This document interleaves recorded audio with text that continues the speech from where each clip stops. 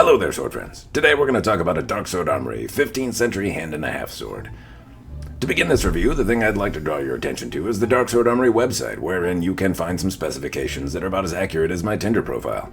From the standpoint that at a glance they might look right. However, upon closer inspection, the thing that's supposed to be a little shorter is a little longer, and the thing that's supposed to be a little longer is a little shorter, and frankly, I guess we all lie about our weight. However, the point of balance has about a 2-inch lie there. Now ask her if she'd rather have a 2-incher or a 4-incher, and chances are she'll say neither. Actually, that analogy doesn't apply. The point of balance can have a drastic effect on how the sword handles dynamically, and that's likely the case here. Now, how accurate Darksword Armory is in terms of consistency, I can't say. Maybe the one you buy will have a 4-inch point of balance or an 8-inch point of balance. Now the main point is that the point of balance can have an effect on how the sword handles dynamically, and if you're expecting to buy something with a 4-inch point of balance, something that leans forward a little bit more, something that might assist you in the cut a little bit more, you may be disappointed by getting something with a 2-inch point of balance. However, if you're thinking about a hand-and-a-half sword from the standpoint that it's supposed to open up holes in chainmail or find gaps in plate mail, then maybe you want something with more point control, and this may be a pleasant surprise for you. Either way, know that it's an inconsistency that I found. Let's examine some of the quality characteristics on the sword. First, let's look at the pommel. The only thing I can really bitch about is that there's a slight ledge on one side that at just the right angle might bite into your hands. However, if you're wearing a glove, it's not a big deal, and in most of the applications where I was using it, it didn't impact me in the slightest. The shaping of the pommel and the peen aren't as clean as they could be, but for the price point, I'm not really going to bitch and moan about it. The grip. Well, it looks like it's a wood grip, and it looks like it's cord wrapped, and then it looks like it has leather over it. I can at least see the leather part. The seam on the leather doesn't bite into my hands. It's quite comfortable. However, the leather feels a little bit loose, and if I tighten my grip on it, I can almost feel it move. How long it will hold up, I do not know, but it stood the test for me when I was using it for the purposes of this review. Now let's talk about the crossguard. The main note is fuck this thing. Why, you ask? Well, the sharp edges that I was claiming the pommel was lacking are ever present on this one, and the downside is pointy and sharp. Is it supposed to be? I don't know, fuck maybe. But the point is that it bit into my shoulder and bit into my head, and it wasn't terribly fun for me in either of those cases.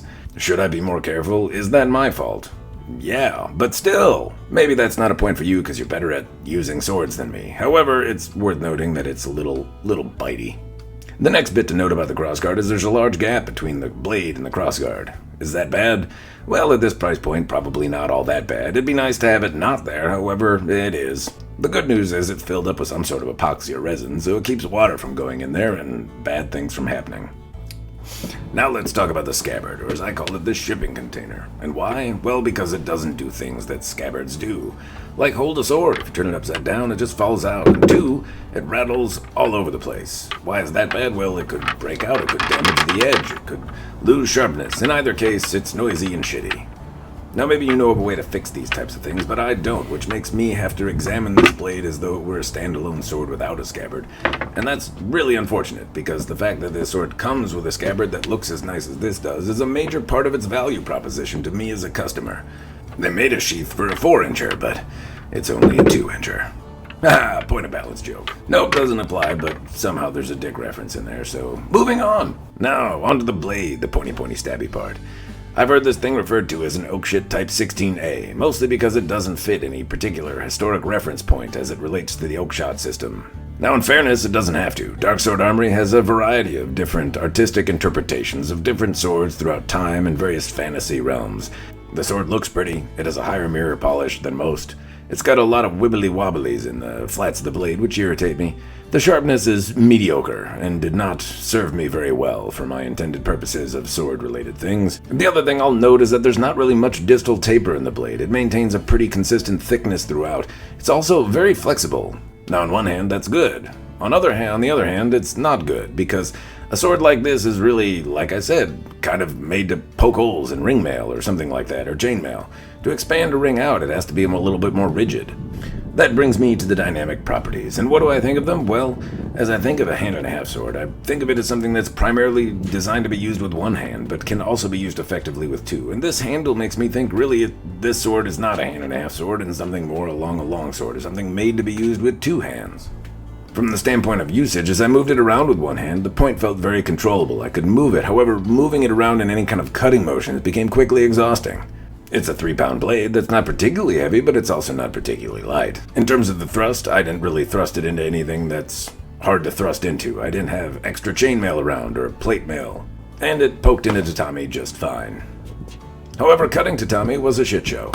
It took a lot of gusto to try and make it through once.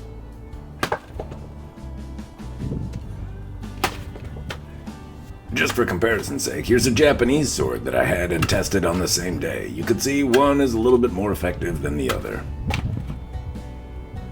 Now, that's not to say katanas win over longswords all the time, it just means that the edge on this one wasn't particularly good.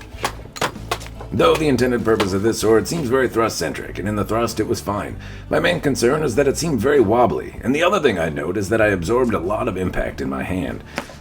Every time I had any impact, even a thrust, I could totally feel it, vibrating in my hand as though the sword wanted to shake out. It wasn't a terribly comfortable experience. So if you want to know if I think it's worth it, well, the short answer is no. And why? Well, listen to all the shit I said. Now, in fairness, the sword is pretty cool looking, and I don't think $475 is unjust for what you get. That said, there's a lot of companies out there that are willing to take your money and give you a sword in exchange, and I think many of them have less shit wrong with it. The main thing is, if I look at how this sword performed dynamically, it did not feel good in my hand. Sure, I could put a sharper edge on it, I could dull the edges on the sharp crossguard, and the grip overall is fine and it's pretty. So why not use that? Well, because it still rattles in my hand, it still shakes my hand apart when I hit stuff. And that's not really going to change with a sharper edge. It might help, but it's not necessarily going to fix the dynamic problems that I experienced with this sword. Also, there's that old scabbard thing. The scabbard looks cool, but it doesn't do the things that scabbards do. And while that's not the biggest deal, it at least factors into my decision to say, nah, it's kind of a disappointment. Anyway, those are my thoughts. I welcome your comments and criticisms. Please throw them in the commentary down below. And as always, cheers and thanks for watching.